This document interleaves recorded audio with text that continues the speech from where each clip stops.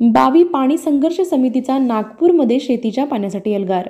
प्रतिनिधी सीनावाडा उपसा सिंचन योजनेमध्ये बावी आणि इतर गावाचा समावेश व्हावा यासाठी गेल्या अनेक वर्षांपासून दुष्काळाच्या झळा सोसत असलेल्या शेतकऱ्यांना त्यांच्या हक्काचे पाणी द्यावे या मागणीसाठी गेल्या अनेक वर्षांपासून बावीमध्ये पाणी संघर्ष समितीचे सदस्य आणि गावकरी लढा देत आहेत. तालुक्याचे लोकप्रतिनिधी आमदार बबनदादा शिंदे यांच्याकडे वारंवार पाठपुरावा करून देखील गेली 30 वर्ष तालुक्याचे नेतृत्व करत असताना सुद्धा बावी आणि या परिसरामध्ये शेतकरी शेतीच्या पाण्यापासून वंचित आहेत. तालुक्याचे भाग्यविधाते म्हणून घेणारे विकास पुरुष आमदार तालुक्याला लाभलेले असताना सुद्धा बावीच्या तरुणांना हक्काच्या पाण्यासाठी 700 किलोमीटर जाऊन उपोषण करावे लागते. ही गोष्ट लोकप्रतिनिधीसाठी नामुष्किल आहे. एखाद्या आमदारांना 5 वर्षाचा वेळ मिळाला, मी किती कामे करावे, मला किती वेळ मिळावा हे कारण सांगितले जाते.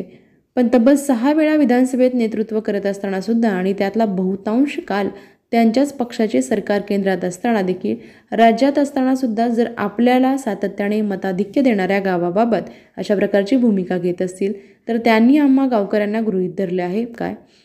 असे असेल तर येत्या काळात आपल्याला त्याची किंमत मोजावी लागेल, अशा प्रकारची भावना आंदोलकातून बावी ग्रामपंचायत सदस्य दत्तात्रय मोरे महाराज यांनी व्यक्त केली.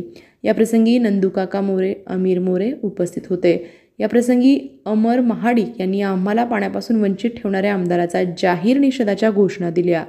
याप्रसंगी पाणी संघर्ष समितीचे अध्यक्ष सूरज अण्णा मोरे, सचिव परशुराम मोरे, सहसचिव रोहित मोरे, परेश मोरे, आनंद मोरे, अनिल मोरे, प्रमोद वसेकर तसेच बावी, तुळशी, पिंपळखुंटे, परिते येथील शेतकरी बांधव उपस्थित होते.